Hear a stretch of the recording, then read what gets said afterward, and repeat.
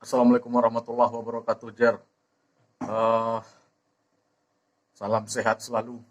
Semoga kita senantiasa bisa bersua dalam konten-konten ya biasa-biasa aja lah.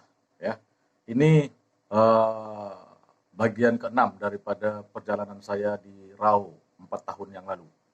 Ya, tapi ini berkisah Pak Samsir yang saya jumpai, tokoh seorang sejarawan Rau, bercerita jauh sebelum Tuanku Rau ya. Jadi kita flashback jauh sebelum Tuanku Rau. Jadi menurut beliau pada abad keempat Rau itu sudah ada kerajaan. Nah, macam mana ceritanya? Simak, jangan dilewatkan kata demi kata, biar tak gagal paham. Oke, Jer, simak Rumah Hitam. Jer, Kan tahun 1200 sebelum Masehi terjadi penyerangan dari Asia Tengah. Orang-orang Mongol Asia Tengah menyerang wilayah Indochina. Cina itu diperebutkan karena daerahnya subur. Karena situ ada sungai Mekong dan sungai Irrawaddy. Sehingga karena orang-orang yang aslinya terdesak, maka menyeberanglah ke Indonesia, ke daerah kita, ke Sumatera, Kalimantan, ke Jawa, ke pulau-pulau sampai ke apa ini ke Sulawesi, menyeberang sampai ke Filipina. Gelombang pertama orang itu nyebrang tahun 1200 sebelum Masehi, yaitu suku bangsa Luwu. Tepatnya kampung orang itu di Kampar antara Kamboja dengan Vietnam sekarang. Adalah orang asli. Sampai di Sumatera, orang itu melalui Muaro. Muaro itu ketika itu memang Muaro di pantai. Sekarang Muaro itu udah di tengah. Karena ada sedimen dari sungai penumpukan, sehingga dia di daratan. Muaro itu di tengah sekarang. Muaro sungai Rokan itu sekarang sudah berada di bagian Siapiapi. Jadi Muaro orang tuh naik sampai ke Batu Ampar, jelasnya Lubuk Godang, mendarat di Batu Ampar. Setelah itu mereka membuat perkampungan, membuat ladang, rumah di daerah Mapat Tunggul. Makanya sekarang Mapat Tunggul itu penuh dengan lalang. Tidak ada tumbuh-tumbuhan lalang-lalang. Kenapa? Karena orang dulu, disitulah orang dulu bercocok tanam, berladang. Dari situ menyebar ke timur, sampai menyebar ke utara, ke selatan. Sehingga di Sumatera itu banyak nama lubuk Raya, Lubuk Linggau, Lubuk Binturun. Itu menunjukkan orang suku bangsa Luwu dari kata Luwu. Jadi orang inilah yang berkembang. Namun mereka belum bisa membuat kerajaan, hanya kelompok-kelompok kecil. Sampai ke turun orang tuh ke Riau. Dilihatnya daerah itu sama dengan kampungnya, maka dibuat nama Kampar sekarang. Kampar tuh yang membuat nama Kampar tuh Belanda. Kenapa? Belanda ini ingin menghapuskan budaya kita. Jadi di Kampar. Kalaupun kita nanti ke Kampar, tanya ke orang Kampar, ini apa namanya? Kampar, pasti Kampar dia bilang. Bukan Kampar. Setelah itu datang raja-raja dari India, tepatnya dari daerah Rau, India. Dan orang tuh memakai marga. Setiap orang itu memakai marganya Rau. Seperti contoh sampai sekarang masih ada, seperti Narasimha Rau. Ada orang India pakai Rau belakang itu marga. Jadi inilah yang membangun kerajaan itu. Kerajaan pertama itu kalau kami diperkirakan lah di abad keempat mereka membuat kerajaan. Nama kerajaan ini Kerajaan Rau. itu makan nama Rao. Bukti-bukti itu masih bisa ditemukan. Itu bukti-bukti udah ada prasasti situs-situs yang kita temukan Ya. di Padang Monggoleh. Padang Monggoleh. Padang Monggoleh ada situs, namun belum dibongkar. Ya. Kita menduga itu. Setelah itu zaman berganti, terbukalah kerajaan Pagaruyung. Kerajaan Pagaruyung ini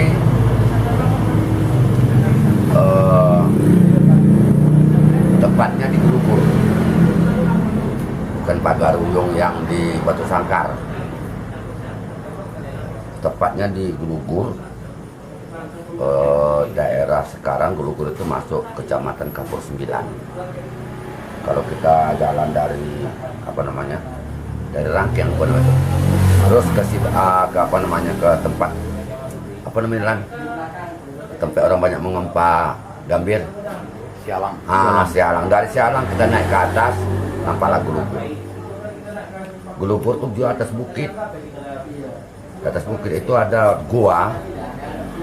Ada gua di situ. Sekarang gua itu kan dipagar itu. Kenapa? Gua itu sarang burung layang-layang. Di sekitar itulah ada peninggalan-peninggalan bekas sejarah. Nah, nama kerajaannya Pagaruyung. Asal kata Pagaruyung itu yang di situ. Asal kata kita tidak tahu. Ya. Tidak tahu kita. Tidak sama dengan asal kata Pagaruyung yang diceritakan oleh Minangkabau. Minangkabau dalam Tamboal Minangkabau. Tambol. Bukan. Namanya Pagaruyung. Kalau kita tahu ruyung itu batang pinang yang sudah dikeringkan, itu yang ruyung. Keras dia kan. Ya. Jadi ini Pagaruyung ini punya putri satu.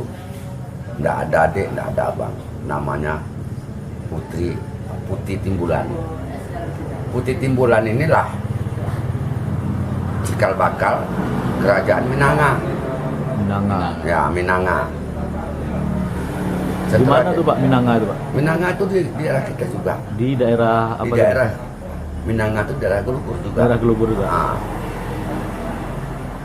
Jadi kerajaan Minanga ini mempunyai anak dua. Anak artinya pemuda dua lah.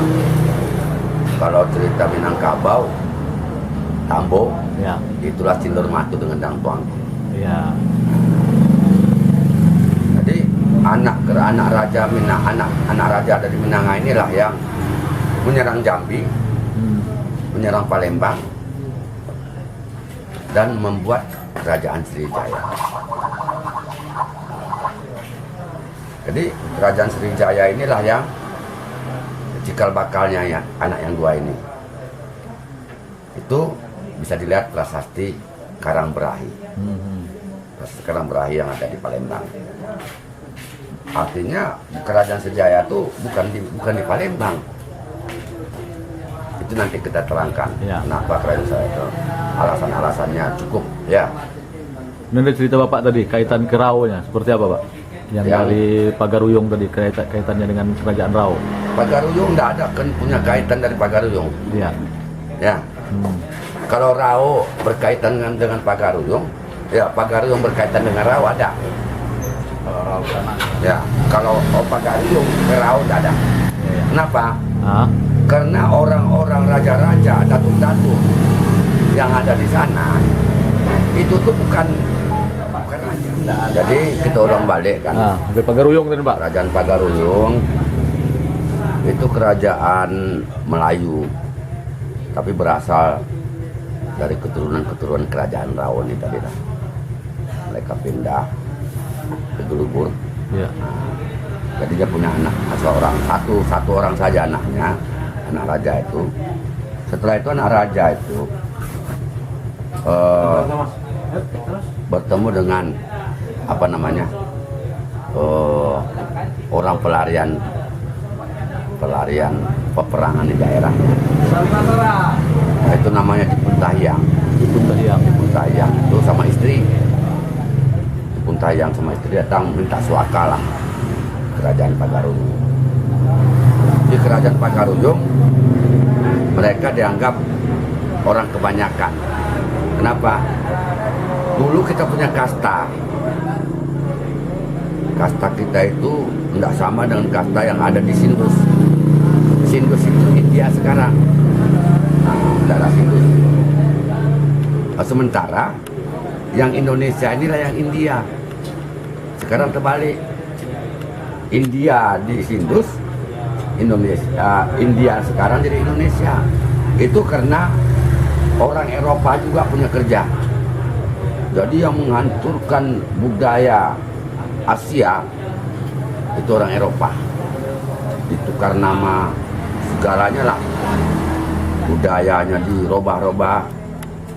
Sehingga sampai sekarang kita pun masih ada infiltrasi budaya. Anak-anak kita pun udah sekarang suka apa namanya, budaya global. Nah, sementara budayanya yang lebih tinggi ditinggalkan. Tuh. Jadi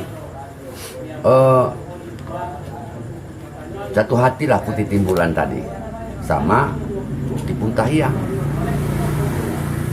karena dia anak yang tunggal bebeleng. Mau tak mau orang tuanya mengawinkan secara Hindu dengan Puntahiyang, ya, dengan di Puntahiyang tadi. Sehingga dari perkawinan itu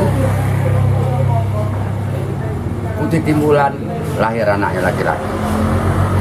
Nah, yang istri di Puntahiyang yang dibawa dari negerinya lahir pula anaknya laki-laki. Yang Putih Timbulan itu diberi nama anaknya Dang Tuang. Sementara yang anak dari istri yang dibawa dari negerinya namanya Gindur Mato. Dan Puntahiyang itu dari mana Pak datangnya? Dari ini dah, setengah pendapat dari Cina, setengah pendapat dari selatan. Nah, kita berat. Puntahiyang itu datangnya dari India Selatan. Jadi agama Hindu kita, agama Hindu sekte Bhairava. Oh, Bhairava. Yang memuja dewa Bhairava, sampai Bhairava tadi. Ya. Kasta Bhairava. Ya, bukan kasta. Apa? Sekte. Sekte Bhairava. Ya, sekte Bhairava. Sekte Bhairava ini memuja dewa Siwa. Apa orang itu kalau sembayang menyembah roh nenek moyang, mereka itu mesti ada korban. Korban manusia. Manusia itulah dikorbankan. Itulah agama kita ini, agama Hindu di pedalaman Sumatera. Jadi kastanya yang pertama kasta agama Hindu kita yang di Nusantara, Empu. Empu itu sama dengan Brahmana. Ya. Nah, Syekh dalam Islam. Dalam Islamnya itu Syekh. Orang-orang resi-resi seperti Empu Gandring, Empu Sindo, Empu Tengkular. Di Rau masih ada empu, tapi sekarang empu itu udah makan marga atau suku. Apa suku? Suku Empu. Ini dulunya orang-orang resi. Nah, kalau suka kasta yang kedua karena Kopuah. Karena Kopuah ini kasta orang-orang kesatria. Kasta panglima-panglima, kasta raja-raja. Telah namanya kasta Kandang Kopuah. Di India kesatria. Di India sekarang kesatria. Yang ketiga kasta Mandailing. Jadi Mandailing yang sekarang ini bukan suku Mandailing, bukan. Kasta Mandailing banyak di sana. Apa ini kasta Mandailing? Pedagang-pedagang, orang cerdas-cerdas, orang pintar, cerdik pandai. Mandailing. Yang ketiga, yang keempat, kasta masyarakat banyak. Namanya kasta Pungkut. Jadi ada di Rau suku Pungkut, kastanya Pungkut. Nah, inilah kasta orang banyak. Petani, nelayan, inilah kasta Pungkut. Yang kasta Pungkut ini apabila kawin dengan kasta Mandailing atau kasta Kanangkopuak atau kasta Ompu, muncul kasta baru anaknya. Nama kastanya Petopang. Kalau di India nama kastanya Petopang ini Paria. Kalau Pungkut ini di India sekarang nama kastanya kasta Sudra. Itulah Hindu yang ada di daerah Nusantara. Jadi karena ini kasta putih timbulan tadi, kasta Kanangkopuak, sementara di Puntahiang itu tidak jelas. Ya. Kan begitu. Sebenarnya kan di kampungnya di kesatria, Ya. tapi tidak jelas. Di sini maka anaknya kastanya kasta Petopang. Coba baca buku JB Nomenkentlir Sejarah Mapat Tunggul, ada di situ tentang ini, tentang kerajaan Pagoroyong. Setelah kerajaan Pagoroyong ini setelah ini bapat raja, tentu jadi putri jadi raja. Ya. Raja Putri. Raja Putri ini yang dinamakan dengan Bundo Kanduang. Bundo Kanduang. Yang Raja Putri pemimpin yang memerintah di Puntahiang, suaminya. Ya. Tapi segala perintah itu ya diperintahnya adalah usul dari Putih Timbulan itu Bundo Kanduang. Ukuran sekarang Putih Timbulan itu kuburnya masih ada bang di ranah Botem. Harus nukat mana tuh, Pak? Lima dia atas Ngelolo. Ngelolo.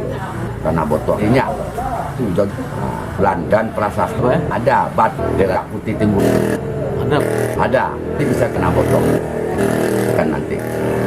Kita mau buktikan di Ya. sini gitu. Kalau mau Kemudian kita mau itu bisa. Terus dengan Rao, Pak. Kerajaan ini itu sendiri. Jadi ini kerajaan Rao. Ya, masih Pagoroyong. Rao. Takluk kalau Pak Induk Dari bisa mana? masuk Rao ya. Pagoroyong daerah takluk rasanya, Pak. Karena kan dari itu masuk daerah Rao bukan. Jalan Pengembangan. Ya, Jadi pengembangan raja pindah-pindahnya Pindah, iya. membuat kerajaan baru. Iya, iya. Rao. Yang kerajaan Iya. itu kan baru kerajaan Rao. Iya. Muncul kerajaan baru. Iya. Kerajaan Pagoroyong hilang, muncul kerajaan Pagan. Kerajaan ini kerajaan di Minangkabau. Ada Iya. dalam sejarah Minangkabau ada dan menjadi Minangkabau. Enggak. Kamuar. Minangkamuar. Minangkabau itu artinya kerajaan 3/2, 3 pertemuan 3 tawar. Oh. Nah, candinya ada di Rao. Di tempat kita ini, Pak. Ada. Kira-kira di Tepatnya itu di Bukit Koto Panjang, Foto panjang di Masjid Kodok. Masjid Kodok. Kalau kita masuk dari Tanjung Air, proyek dulu namanya. Iya, iya. Kita belok naik ke atas, belok ke kanan. Iya. Di situ 50 hektar kawasan candi itu. Sekarang sedang diekskavasi. Oh, itu yang dilakukan oleh apa tuh, Pak, yang melakukan ekskavasi? Dari para arkeolog kita lah. Arkeolog. Dari Jakarta, dari Medan. Iya, iya, iya. Itu silih berganti orang itu. Termasuk dari BP3 Batu Sangkar? Ada. Tapi ini kalau kita tetap saja kita ini dimudah-mudahkan. Iya, iya. Dimudah-mudahkan oleh pemerintah kita. Iya. Jadi kita berusaha macam mana. Sebenarnya kan lebih tua kita daripada mereka. Iya. Itulah. Namun kita arif saja Ya. sekarang. Iya. Nanti bukti Ya. yang akan menyatakan bahwa Rao itu lebih tua Iya. daripada daerah-daerah lainnya. Sebab kita yakini abad keempat itu sudah ada kerajaan di Rao. Di Rao. Namanya kerajaan Rao. Iya. Kemudian, Pak, terkait dengan penemuan sekitar tahun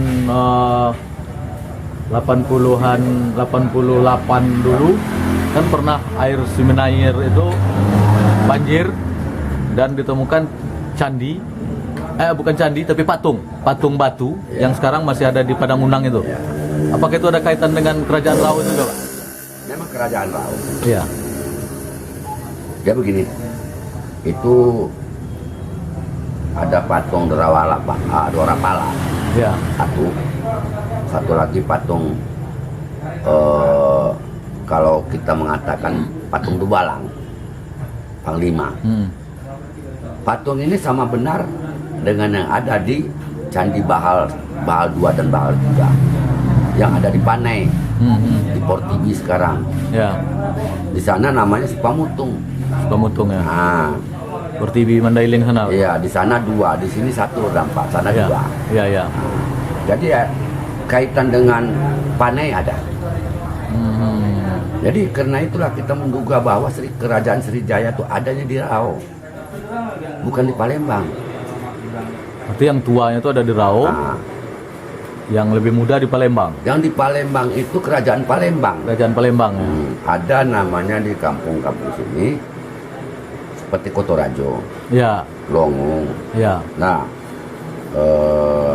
Lubuk Godang, Ah, negerinya ya, Kuamang, ya, dah Marusungulolo. ya. Itu orang Palembang tinggi, datang dari Palembang tinggi. Iya, iya, iya.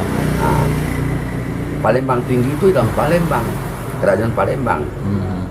Jadi kerajaan Palembang, kerajaan Sriwijaya itu kita masih menduga-duga. Apakah Sriwijaya ini kerajaan negara atau kerajaan serikat? Ya, Sebab ada kerajaan Sriwijaya, ada lagi kerajaan-kerajaan lain namanya di bawahnya. Kan gitu. iya, iya. Bahkan kerajaan Sriwijaya itu dikatakan di Palembang. Nah, ada kerajaan Palembang, Ya, ada mana Sriwijaya dikandikan di Riau. Ada kerajaan Piling, ya, Minang, ya kan? ya. Ada kerajaan Nanga, kerajaan. Jadi kerajaan terbesar pedalaman Sumatera itu sudah kerajaan Mandailing. Itu lagi itu Di mana? Buddha. Tidak. Enggak ini Pusat kerajaan itu, Pak. Hah? Tuh, Kira pusatnya di mana? pusat pertama Mandailing itu Mana? di Borneo Utara. Daerah sekarang, kalau di sekarang. Yang itu daerah Sundata. Sundata. Ya, Sundata. Kapin. Berarti daerah Bos Kapin ya? Itulah Lubus sekarang. Lubus sikap tahu. Dan itu mereka kan orang keturunan katakan ya. Iya, iya, iya. Keturunan orang Rau. Bayang. Nah, janya darah itu dia juga. Raja Putru 7 genap 5 terakhir kasih anaknya ini banyak lagi karena Iya, iya. ini dipecah tidak ada. Nah, karena yang tua adalah kerajaan apa namanya anak yang jahat itu adiknya. Jadi adiknya itu tidak ada yang menerima abangnya dia adik tua menjadi raja mau Iya. dia mau pindah jadi pindah ke daerah pindah minta sama ayah dan ibunya kalau aku biarlah jadi raja di daerah Timah. Timur itu daerah mana kira? Dia tepatnya sekarang Tim Roka. Iya, iya. dia membuat satu kerajaan, nama kerajaannya Sembah Yang Tinggi pertama, nanti berubah menjadi kerajaan Rokan. Iya, iya, iya. Siapa namanya? Megat Coransa. Ketika diangkat di sana menjadi raja, gelarnya Sultan Seri Alam. Sultan Sri Alam. Nah, Sultan Seri Alam. Jadi keturunan inilah yang ada raja di Dalu-Dalu, ada raja Siak. Keturunan dari Raja Rokan. Itu masih tetap berkait dengan Riau gitu, Pak. Dengan Riau. Dari mana, Pak? Sumber kita pertama dari penelitian kita, dari cerita rakyat, dari catatan buku Ya, JB Nomon Kentelir. ya. Kan kita tadi baca buku JB Nomon Kentelir sejarah mapan. JB Nomon Kentelir itu seorang wartawan perang di Riau ini sampai tahun 1848. Dari tahun berapa itu, Pak? Dari tahun 1838, dari tahun waktu perang Tuan Gurau lah. Oh, Oke. Itu JB Nomon itu menulis ada 2 buku. Yang pertama bukunya itulah Sejarah Mapat Tunggul, ya. Yang kedua bukunya Residen Tapanuli. Boleh dicari di Pustaka Negara. Oke. Oke, Jer. Jadi menurut kisah yang disampaikan tadi, ternyata benar tidak kita tidak bisa pastikan. Nanti akan ada lagi mungkin ya usaha-usaha ke arah itu untuk mencari tahu. Seperti prasasti yang kata Pak Samsir tadi di Padang Menggole. Ya. Jadi kalau mengikut cerita dari Pak Samsir tadi, Sumatera epicentrum pertama itu ada di Rau. Hebat Rau ini ternyata. Ya, epicentrum pertama itu Kerajaan Rau pada abad keempat, begitu kata beliau. Ya, ikuti terus Rumah Hitam Jer Channel, like, share, komen, subscribe, dan tekan tombol lonceng untuk kita selalu bersua. Assalamualaikum warahmatullahi wabarakatuh.